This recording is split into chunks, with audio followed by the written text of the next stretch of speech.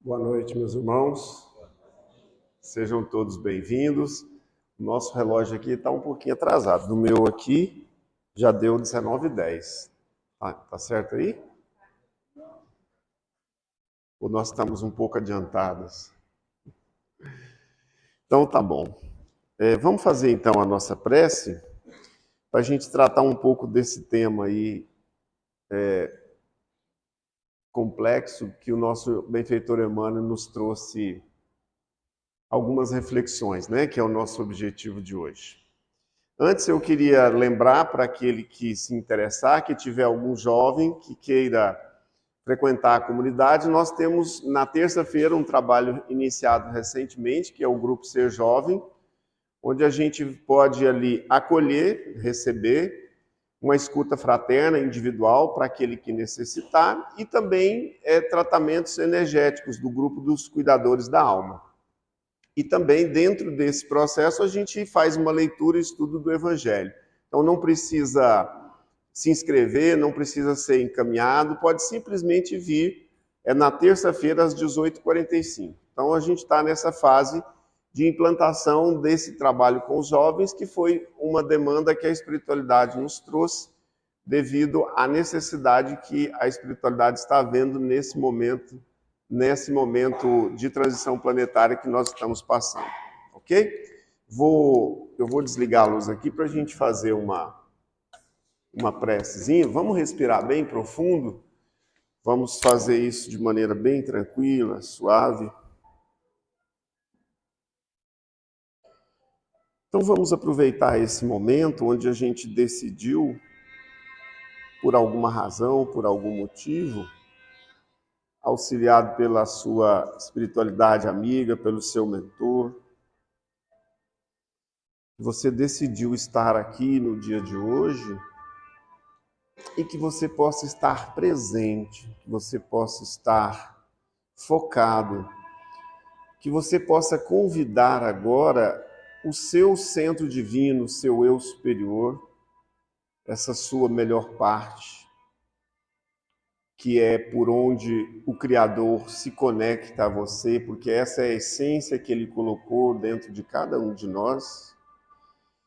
E nós vamos convidar, então, essa nossa parte que contempla, que é compassiva, que perdoa, que é fraterna, que é amorosa, não só em relação aos nossos irmãos, mas também em relação a nós mesmos, para que nós possamos, juntos com esses amigos espirituais, juntos com toda essa equipe espiritual, liderados por Ramatiz, o mentor da nossa casa, conectados pela nossa doce Mãe Maria, conectados por Francisco de Assis, por Bezerra de Menezes, por Eurípides Barçanufo, por toda essa equipe espiritual que já preparou esse ambiente, que já organizou, que já saneou, para que nós possamos estar aqui nesse momento, fazendo as nossas reflexões, para que nós possamos estar conectados ao nosso Mestre Jesus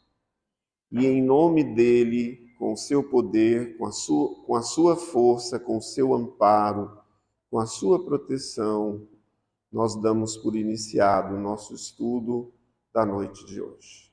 Que Jesus nos abençoe, que assim seja.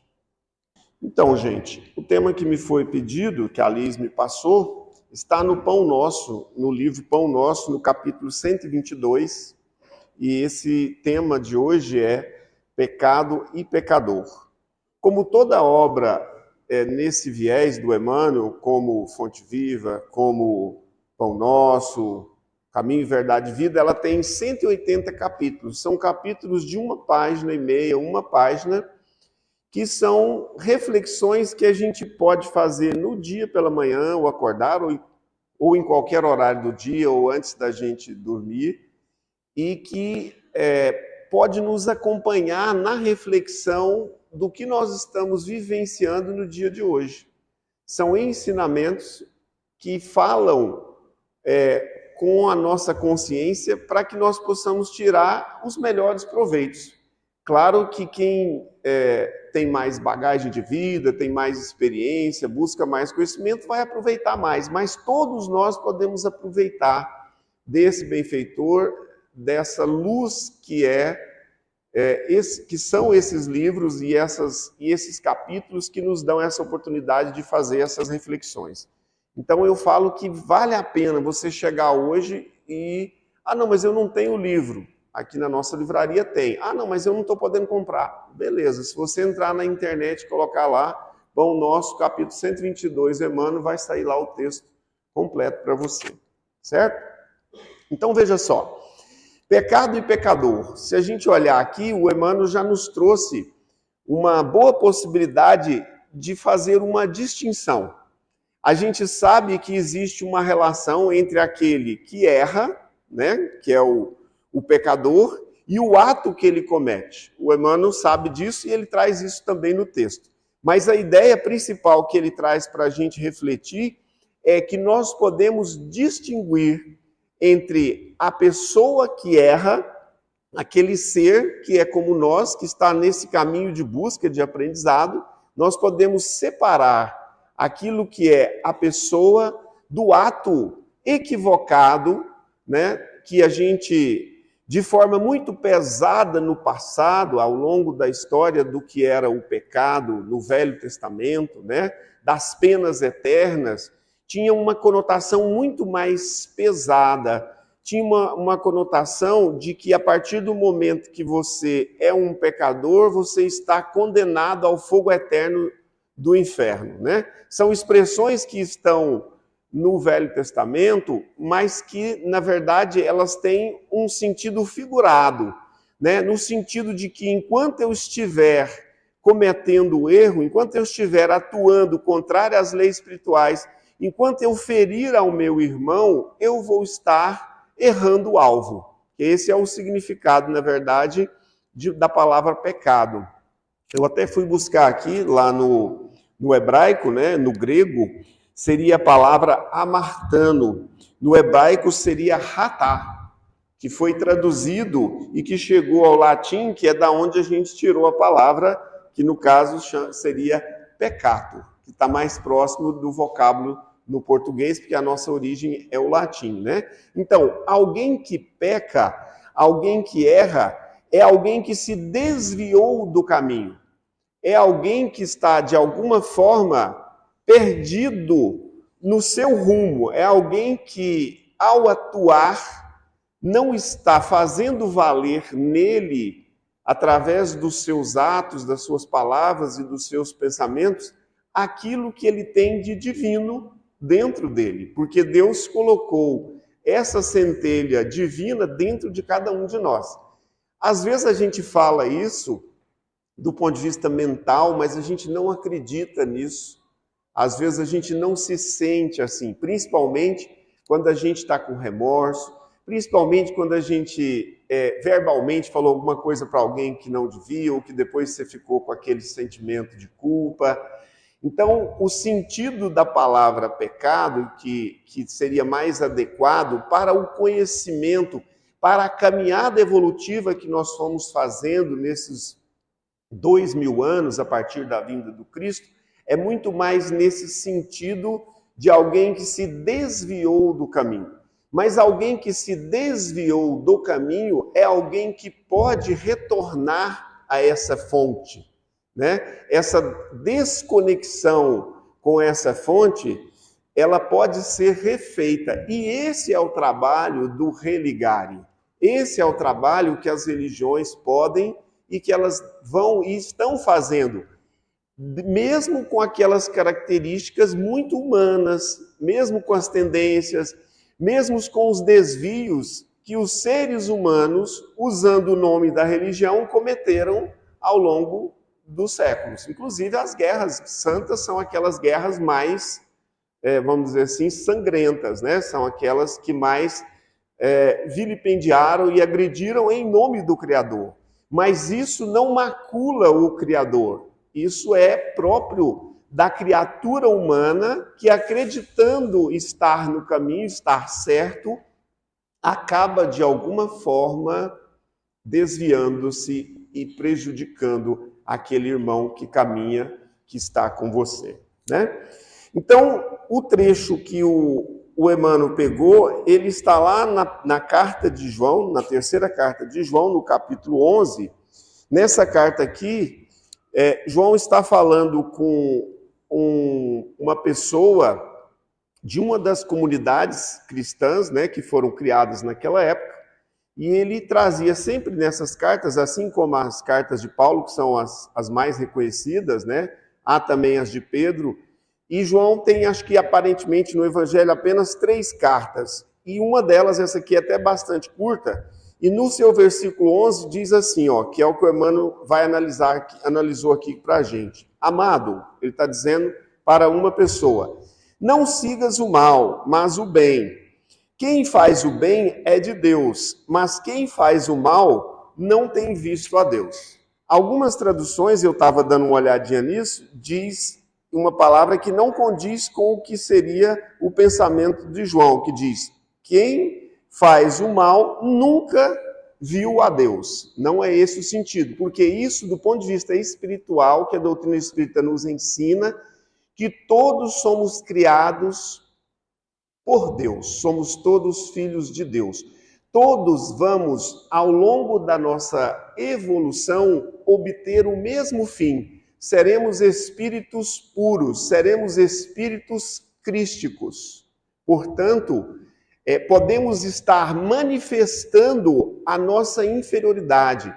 Podemos não estar sendo esses representantes que Deus colocou para relacionar uns com os outros aqui nesse planeta e nos muitos outros planetas onde há possibilidade desse relacionamento, desse processo de troca de experiências que é o objetivo de estarmos aqui nesse plano. Ou seja, não há nenhum espírito que não seja de Deus. Ah, mas tem trecho lá quando o próprio João diz assim, observar se os espíritos, tome cuidado com os espíritos, observar primeiro se eles vêm de Deus. Então, o vir de Deus é uma atitude, não significa que esse espírito não é de Deus. A gente sabe que há espíritos que estão em processos migratórios, renitentes no mal, se comprazendo no mal desde dos outros expurgos, desde a época de Capela. Nós estamos vivendo no planeta Terra, nesse momento, essa separação do joio e do trigo. É uma nova fase onde aqueles espíritos que não quiserem caminhar no bem, que não quiserem crescer, que não quiserem evoluir espiritualmente, que estiverem atrapalhando aqueles que querem caminhar em direção ao Pai, vão receber uma outra oportunidade, seria um novo degredo. Nós sabemos que há espíritos que vêm há séculos, né, trabalhando, que não têm visto a Deus, que não têm estado em contato com o Criador. Mas todos nós, a partir do momento que nos arrependemos, a partir do momento que buscamos o conhecimento mental, essa é uma parte, o intelecto, a partir do momento que vamos transformando os sentimentos dentro do nosso coração, nós estamos fazendo esse caminho de retorno ao Pai. Esse caminho pode ser feito de acordo com o seu livre-arbítrio. Ele pode ser feito de acordo com as suas características. É você que vai definir o ritmo. É você que vai definir a forma que você vai fazer esse retorno ao Pai.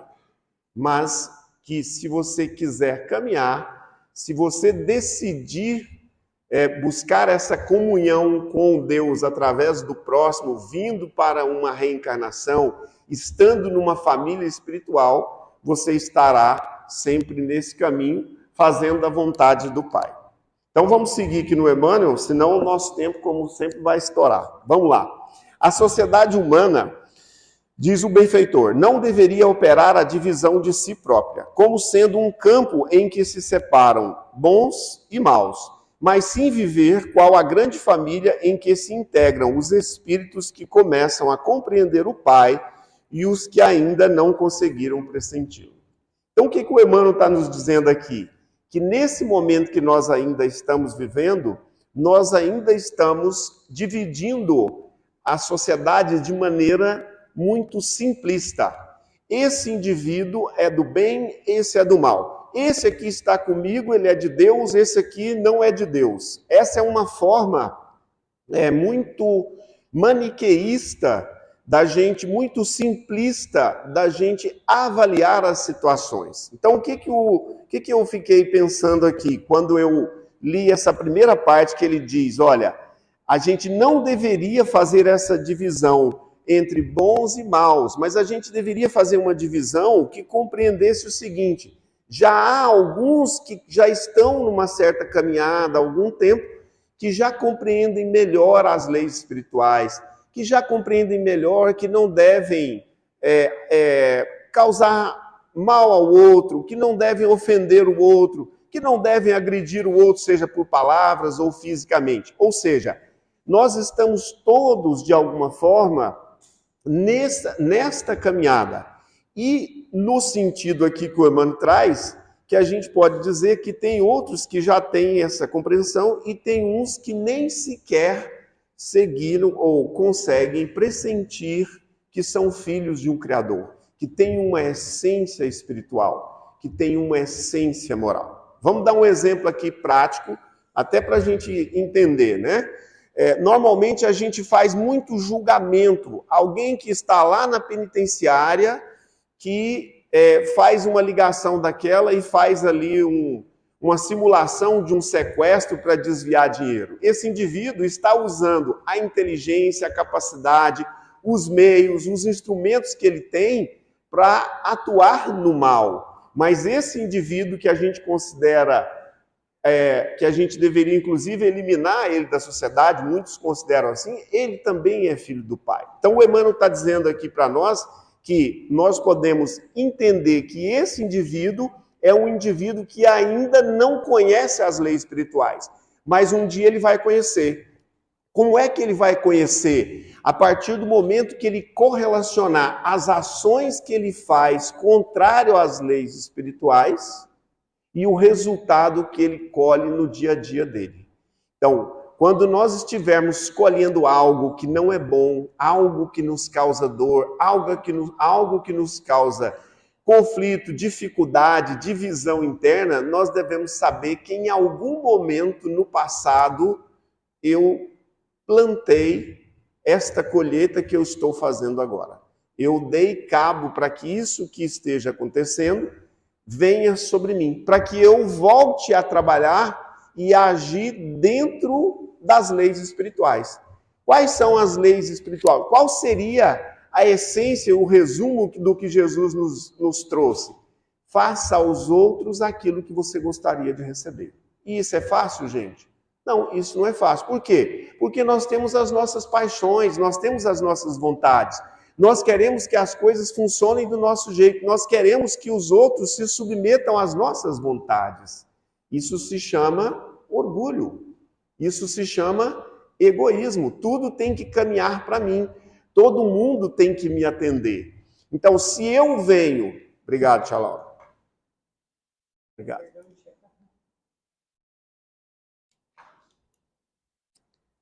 Então, se eu começo a olhar para esta pessoa que é um criminoso do ponto de vista da lei humana e, portanto, a gente sabe que se ele está causando um mal a alguém, ele de alguma forma está trabalhando contra as leis espirituais, ele também tem pai, ele também tem uma mãe encarnada agora. Ele está momentaneamente usando todos os poderes, todos os potenciais que Deus deu a ele na inteligência para atuar no mal. Mas quem sabe como é que nós estávamos atuando há 300 anos atrás? Quem somos nós para julgar esta pessoa? Então Jesus foi o exemplo claro de que ele conseguia separar aquele ser que errava, aquele ser que tinha problema, do indivíduo, do espírito eterno que estava atrás daquela personalidade, daquela encarnação.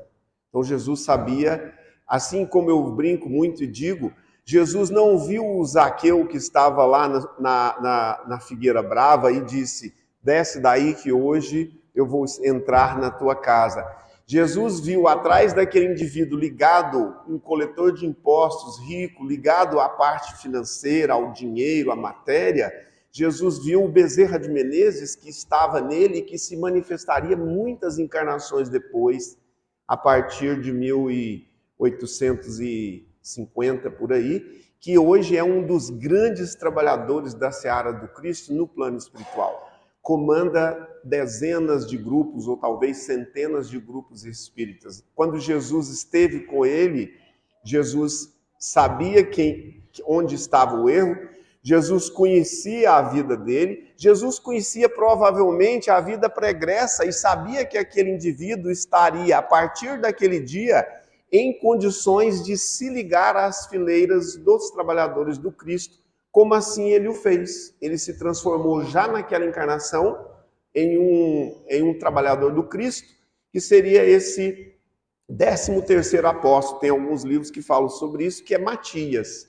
Então, naquele momento onde ele sentiu ali no coração o chamado do Cristo, ele já se transformou. Então, nós temos que, trazendo aqui para o Emmanuel, né, sair dessa ideia maniqueísta, né, de que ou eu sou bom ou eu sou mal. Não, eu em determinados momentos sou capaz de atitudes muito amorosas, muito fraternas, de acolhimento, de auxílio, de compaixão, de perdão das ofensas. E em outros momentos, a mesma pessoa, às vezes no mesmo dia, às vezes alguns minutos depois, é capaz de agir nos piores sentimentos, do ódio, da raiva, da vingança. Ou não é assim, gente? Então a gente tem essa ideia, e isso aqui é tão assim, impressionante, né? Que Manicô é um profeta persa do século II depois de Cristo, o ano 200 e pouco. E toda a nossa literatura, tudo que veio depois disso, inclusive dentro da teologia da igreja, durante muito tempo seguiu essa ideia.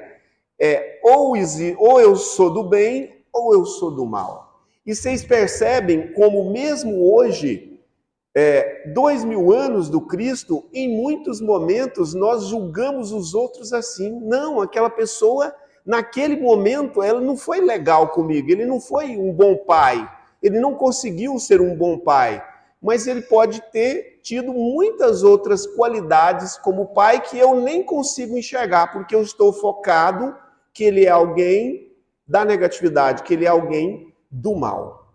Então, essa é basicamente a essência que o Emmanuel vem nos trazer aqui sobre esse texto. Por quê? Porque aquilo que é imortal, que é o Espírito, portanto, eterno, feito à imagem e semelhança do Pai, é o que vai permanecer. O pecado tem um tempo para acabar, que é desta vida. Por mais que eu cometa o mal, por mais que eu agrida as pessoas, por mais que eu crie situações difíceis, isso tem um tempo para acabar. Quando? Quando eu me emendar, quando eu entrar em contato com a minha consciência e dizer, isso aqui não é bom. Se não é bom para o outro, eu não devo cometer contra o outro. Porque se eu fizer contra o outro, isso uma hora, pela lei espiritual, isso vai cair na minha cabeça. Quem atira pedra no outro, está no futuro construindo pedra sobre o seu telhado. E a gente não... Só que isso, é claro, é lei de causa e efeito, só que isso é acrescido da misericórdia, porque se aquela pedra me atingir por um ato que eu cometi e me tirar a chance de resgatar os meus débitos, isso não é justiça divina. A justiça divina, ela é amorosa. A justiça divina, ela é misericordiosa. Ela é pedagógica, ela coloca você em condições de reparar aqueles que você abandonou no passado. Ela coloca você em condições de levantar aqueles que você derrubou, que eram sócios seu numa outra encarnação, e que agora ele vem ser o filho, vai herdar tudo o que você construiu do ponto de vista da matéria. Porque naquela experiência, você tirou essa chance dele de viver, de crescer e de aprender, né? Estou trazendo exemplos, assim, exemplos bem genéricos, mas que dá para você pensar aí sobre a sua própria existência, né?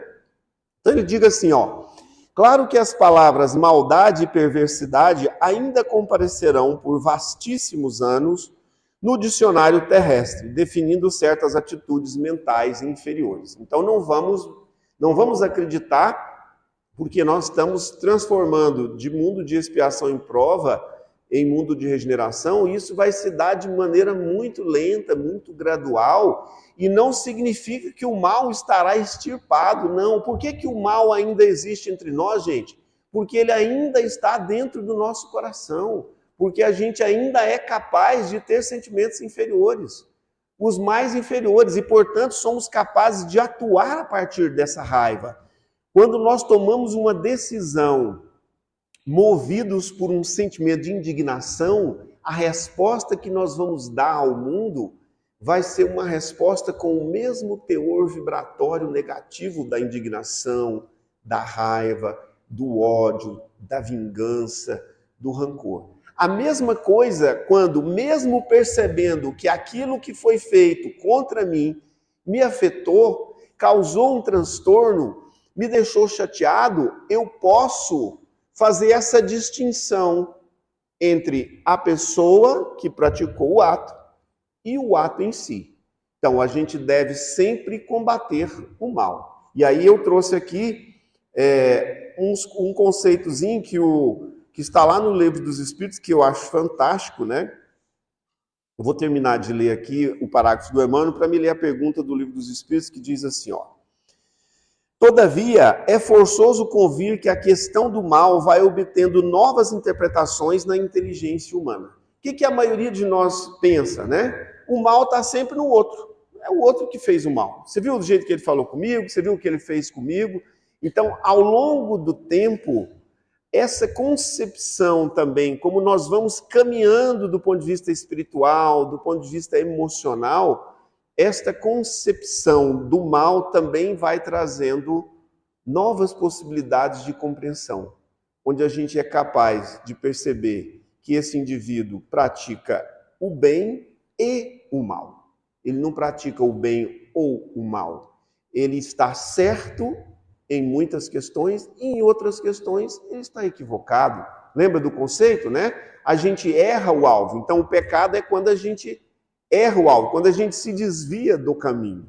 E o convite para a dor e o sofrimento é para a gente voltar para o alvo, que é o quê? A reconexão com o Criador. Então a pergunta 630 lá do Livro dos Espíritos diz assim, ó, como se pode distinguir o bem do mal? O bem é tudo o que tudo que é conforme a lei de Deus, o mal tudo que lhe é contrário. Assim, fazer o bem é proceder de acordo com a lei de Deus. Fazer o mal é infringi-la. Aí você vai falar, não, mas onde é que está escrita a lei de Deus? Né? Tá, essa pergunta está lá no Livro dos Espíritos, na vossa consciência. Qual que é o nosso problema? É ir lá consultar. Em cada situação, em cada ato que eu for fazer, eu consultar a minha consciência se isso é bom ou mal. Né? Aqui a gente vai caminhar um pouquinho para que a gente possa compreender um pouco como é que eu posso olhar para esse outro, como é que eu posso me colocar no lugar desse outro para saber se eu realmente estou praticando o bem ou o mal. Né? Se eu me colocar no lugar do outro e mesmo assim eu puder praticar esse ato, significa que é legal. Se eu recebo esse ato, se eu pratico esse ato e ele me faz bem, eu posso fazer esse ato também contra o outro, a favor do outro, no caso, né? Então vamos lá, 631. Tem meios o homem de distinguir por si mesmo o que é o bem do que é o mal? Aí a resposta do Espírito Superior, sim, quando crê em Deus e o quer saber. Deus lhe deu a inteligência para distinguir um do outro. Então, se nós consultarmos a nossa consciência, se nós consultarmos o nosso sentimento, nós vamos saber o que é o bem, o que é o mal. Às vezes, culturalmente, dentro do aspecto da moral, alguma coisa que é moral numa época não é amoral ou é imoral em outra época. Então, na época da escravidão, muitas pessoas achavam perfeitamente tranquilo usar e abusar, né, dos escravos, ter escravos, e isso era considerado certo. A gente sabe que, do ponto de vista da lei espiritual, você escravizar alguém, você impedir que esse indivíduo seja livre e tenha o seu pleno desenvolvimento, hoje nós sabemos que isso é um erro. Isso está equivocado, né? Então vamos lá, para a gente seguir. Então ele faz a pergunta assim, ó, 432. Estando sujeito ao erro, não pode o homem enganar-se na apreciação do bem e do mal e crer que pratica o bem, quando em realidade pratica o mal? O que vocês acham, gente? Não é uma dúvida bem razoável entre nós? Saber se a gente está... Eu acredito, eu tenho uma visão do mundo, eu tenho uma situação, e eu normalmente vou ficar olhando o meu lado. E o convite que a doutrina espírita e o Cristo fez é: olhe o lado da outra pessoa. Olhe o que, ao praticar, o que você vai praticar, vai causar ao outro. Porque se isso for contrário à lei espiritual, se isso causar desconforto, se isso machucar, se isso maltratar o outro, você está construindo para você o retorno pela lei espiritual disso que você pratica, né? Então a resposta que o Espírito trouxe, olha só. Jesus disse: vede o que quereris que vos fizessem ou não vos fizessem. Tudo se resume nisso, não vos enganareis. Então qual que é o nosso problema, na verdade, né?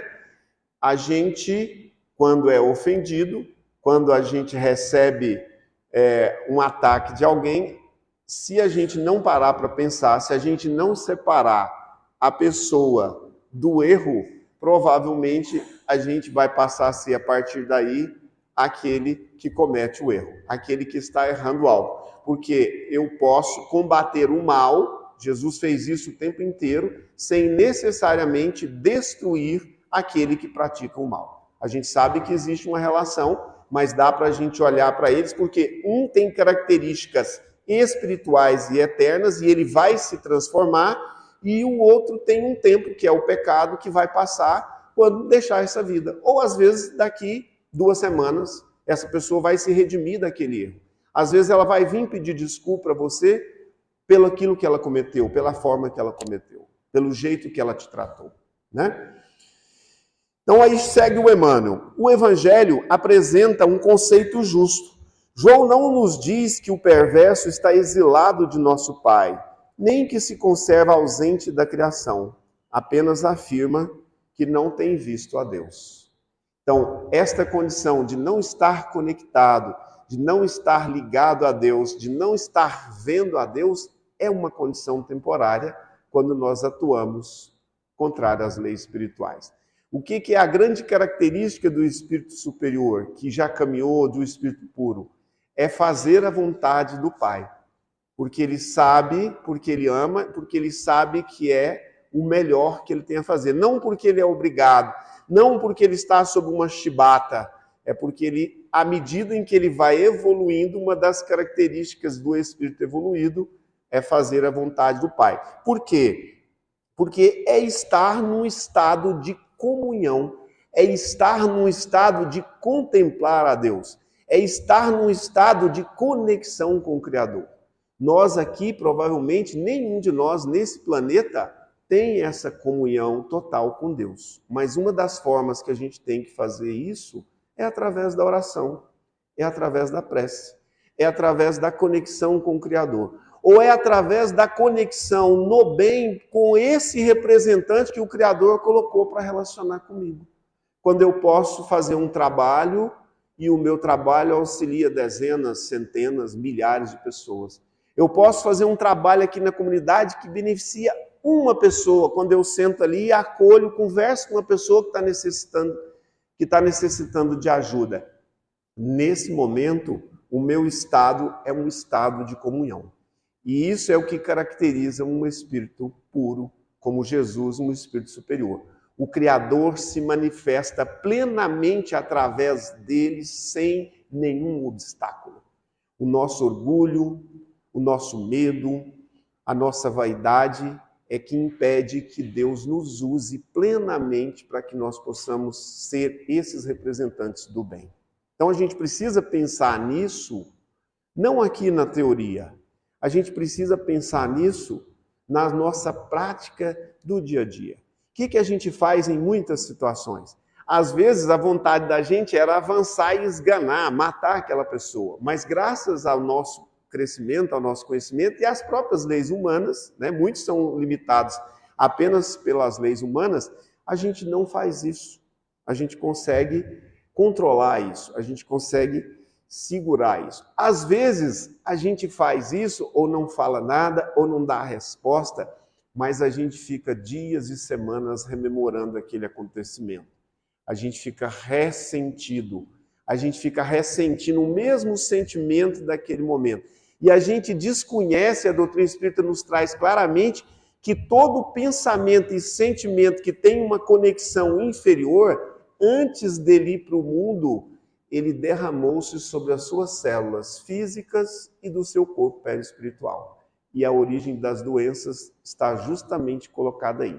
Muitas vezes a gente faz cara de paisagem, fala que está tudo bem, mas a gente fica remoendo e a gente acaba, às vezes, matando aquela pessoa dentro de nós. É um irmão? Beleza. Nunca mais vou falar com ele, ou nunca mais vou na casa dele.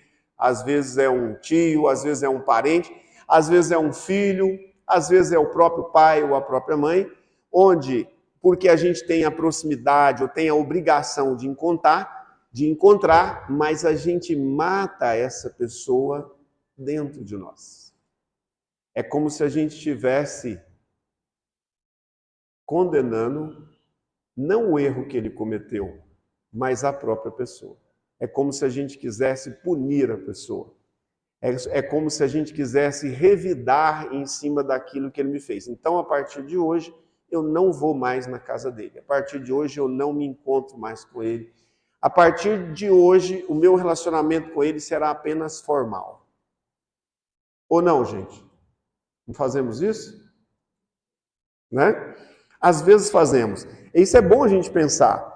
Nós não fazemos isso com todas as pessoas, em todos os momentos, mas em alguns momentos, em algumas situações, às vezes não fazemos hoje, porque já amadurecemos, mas já fizemos isso no passado. E é uma oportunidade para a gente não condenar o pecador. É para a gente compreender o erro, combater o erro, né? Se for o caso, até mostrar que há um erro ali, se isso for beneficiar as duas partes, mas não matar esta pessoa. Porque antigamente, às vezes a gente cortava na espada ou no tiro, ainda tem gente que faz isso hoje, mas às vezes a outra forma que a gente tem de matar é matar dentro, não me relaciono, né? Segue o Emmanuel. Isto não significa, olha que coisa interessante, porque aí vocês podem estar pensando, pô, então nós vamos deixar os maus, né, os que fazem o mal tomar conta da terra, João? É isso que você está falando? Não, meus irmãos, não é isso que nós estamos falando. Nós estamos falando da mensagem de Jesus, que é da misericórdia, que é da compaixão. Eu posso, nesse momento, até não concordar, mas em outros momentos eu consigo ser misericordioso, eu consigo auxiliar alguém, eu consigo tratar bem uma pessoa que já foi indiferente comigo. Então a gente tem que pensar assim. Isto não significa que devamos cruzar os braços ante as ervas venenosas e zonas pestilentas do caminho. Todavia, olha só a frase, olha a profundidade do Emmanuel. Todavia, obriga-nos a recordar que um lavrador não retira espinheiros e detritos do solo a fim de convertê-lo em precipícios. O que o lavrador faz quando ele limpa a terra, gente? Planta. Ele joga semente, ele cuida, ele põe um adubo, ele limpa para que aquilo dê frutos. O que a gente vê em muitas situações, né? A gente passa ali Vamos pegar um exemplo prático do que a gente está vendo hoje, né? Do que está acontecendo no mundo. Terroristas invadem lá a região onde há uma festa de pessoas que não tem nada a ver com aquilo e mata 1.200 pessoas. E como forma de revídio, um erro, um equívoco. E como forma de revídio, o outro vai para cima de uma sociedade, praticamente expulsa, condensa todo mundo em 100 quilômetros quadrados e solta, em média, 400 bombas por dia. E acreditam que estão fazendo bem e acreditam que estão se defendendo. Se tiver 15 dias de conhecimento cristão, como o Emmanuel nos diz, sabe que isso é um erro, sabe que isso é um equívoco. E normalmente, como a espiritualidade cuida disso?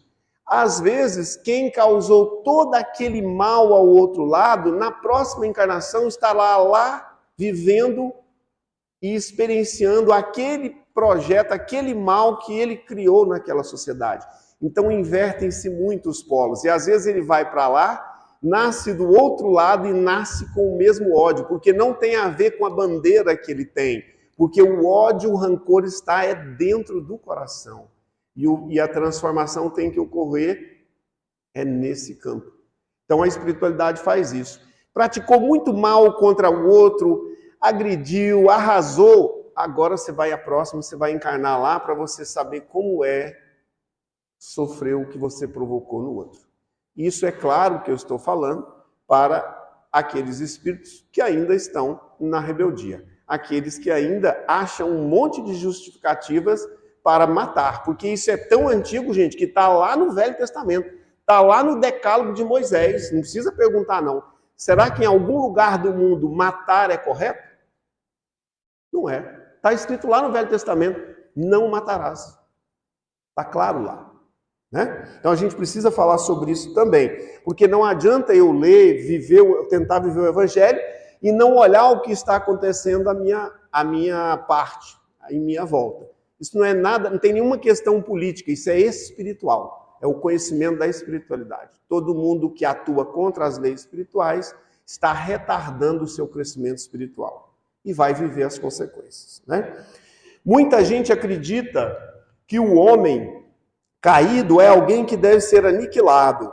Olha só, normalmente o que a gente faz? Quando alguém faz alguma coisa a gente, ou alguém que a gente considera um criminoso, a ideia é que muitos de nós na sociedade ainda hoje tem, e está muita gente reencarnando com essas ideias ainda, né?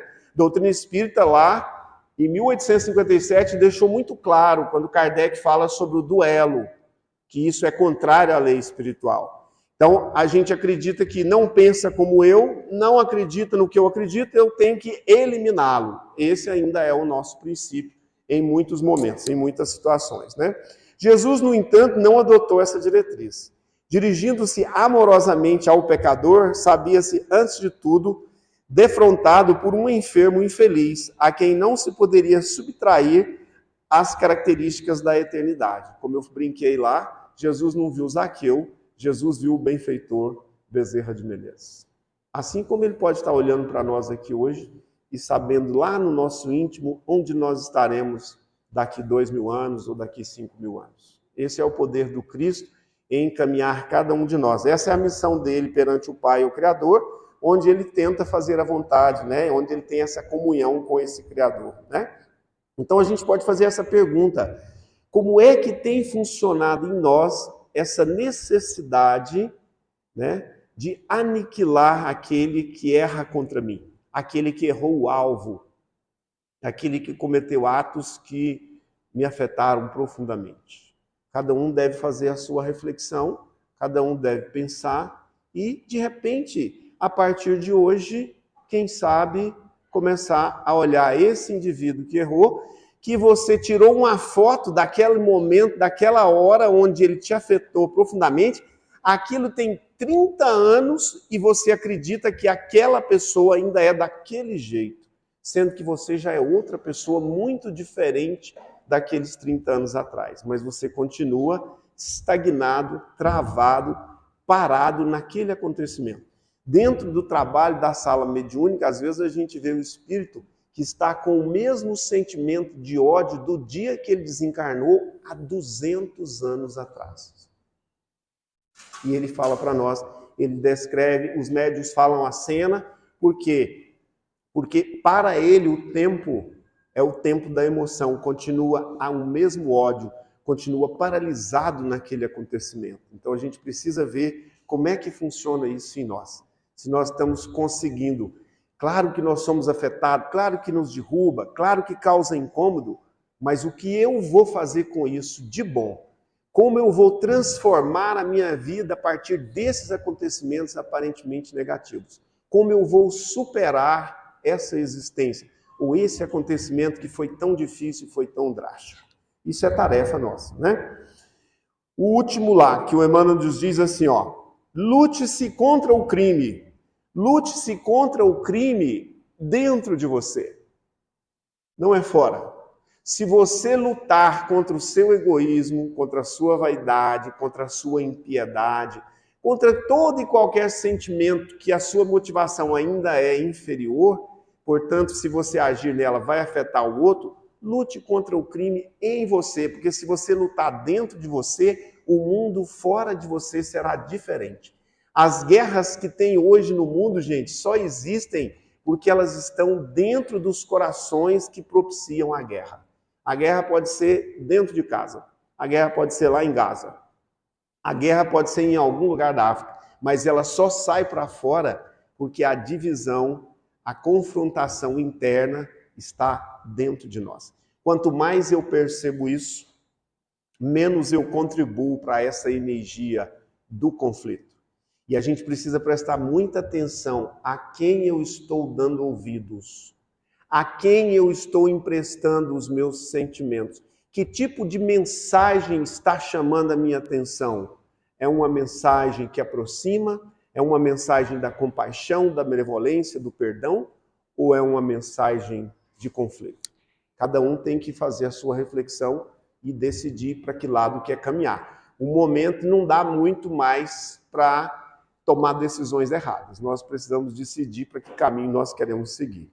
Para finalizar, o benfeitor disse lá, o mestre indicou o combate constante contra o mal.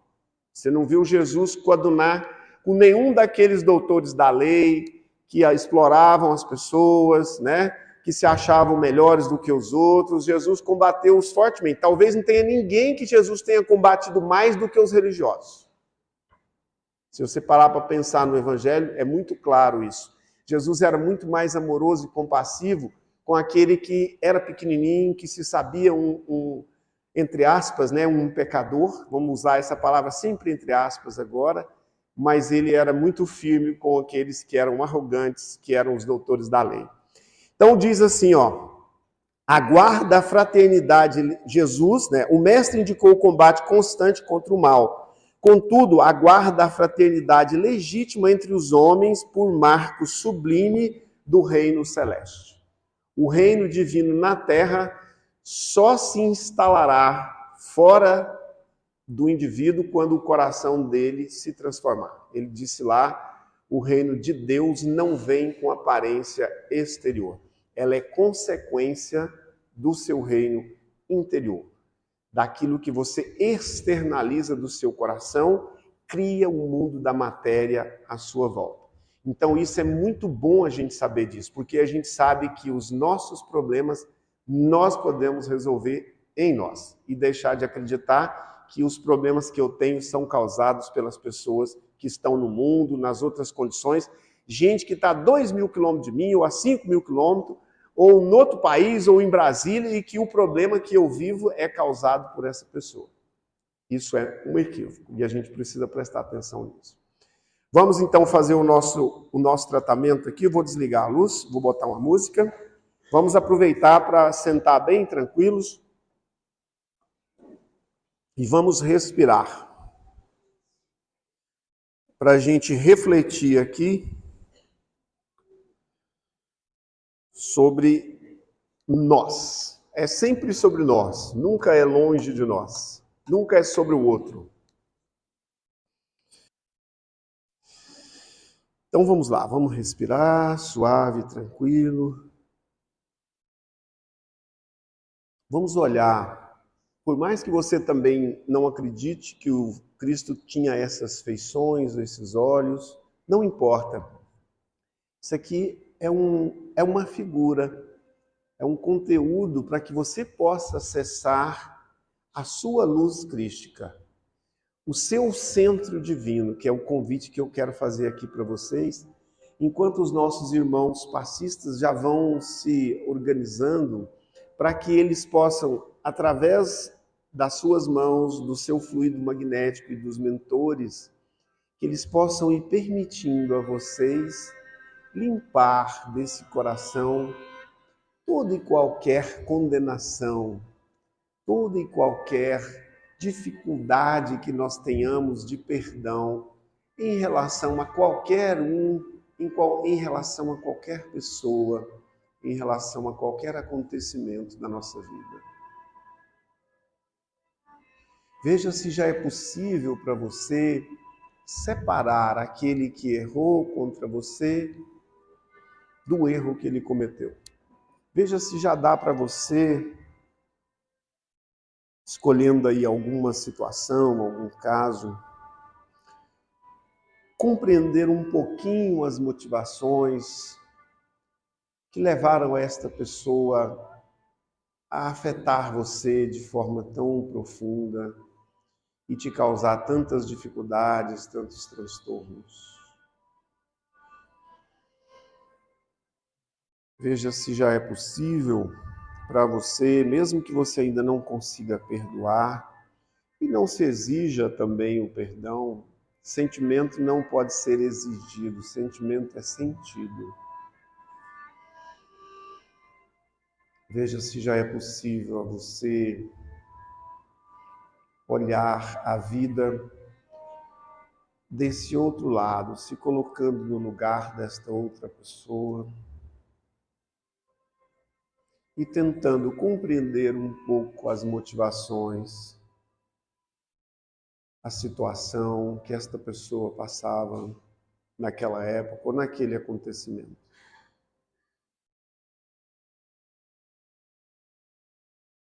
E se você já tiver condições de perdoar esta pessoa, se isso for mesmo do seu coração, que você possa emitir esta energia do seu centro cardíaco até o centro cardíaco desta outra pessoa ou destas outras pessoas.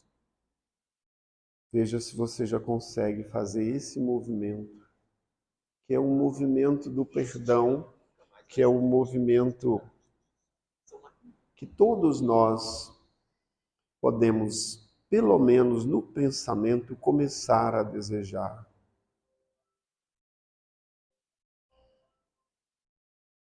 Agora eu quero que você volte mais para dentro um pouco, agradecendo a presença do seu mentor e olhando para você,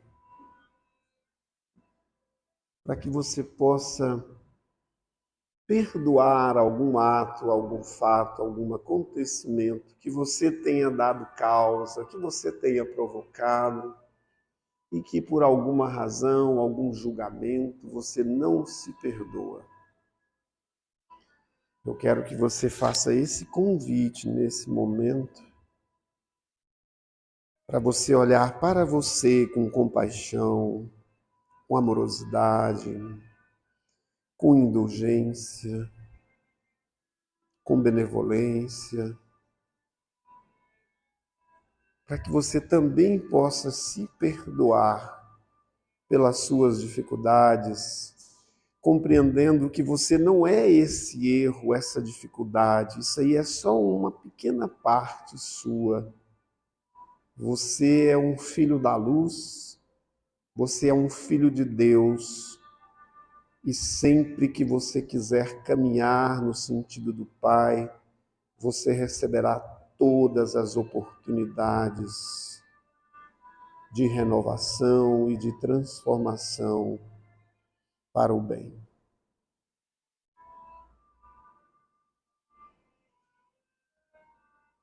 Veja se você já consegue ficar mais leve, você já conseguiu separar você desse ato equivocado, que na época era o que você conseguia fazer, na época era o que você dava conta de fazer, e que está tudo bem, que hoje você já pode fazer muito melhor do que você fazia. É assim, nós vamos amadurecendo, nós vamos buscando o aprendizado, o crescimento, nós vamos aprendendo do ponto de vista também do intelecto, do mental, e nós vamos melhorando, nós vamos transformando esse campo aí do nosso coração. E nesse momento, essa chuva de luz, de energia positiva, de bênçãos desses mentores, junto com o seu mentor individual, possa renovar todos os seus pensamentos, e todos os seus sentimentos no bem.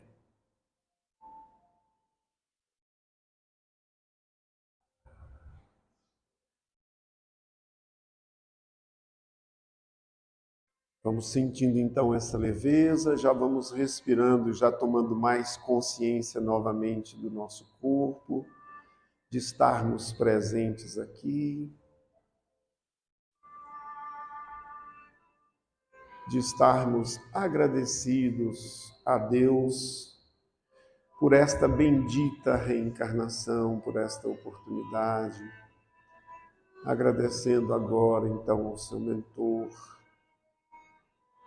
e agradecendo a todos esses amigos espirituais, através dessa prece que o nosso Mestre nos deixou. Todos juntos, numa só voz, num só sentimento, dizendo: Pai nosso que estais nos céus, santificado seja o vosso nome. Venha a nós o vosso reino. Seja feita a vossa vontade, assim na terra como nos céus. O pão nosso de cada dia nos dai hoje. Perdoai as nossas ofensas, assim como nós perdoamos a quem nos tem ofendido. E não nos deixeis cair em tentação, mas livrai-nos de todos os males. Que assim seja, e assim é. E com essa prece nós damos por finalizado as nossas reflexões. Que Deus abençoe cada um de vocês, que vocês possam ir aos seus lares em muita paz, em muita proteção e muito amparo. Jesus abençoe. Muito obrigado.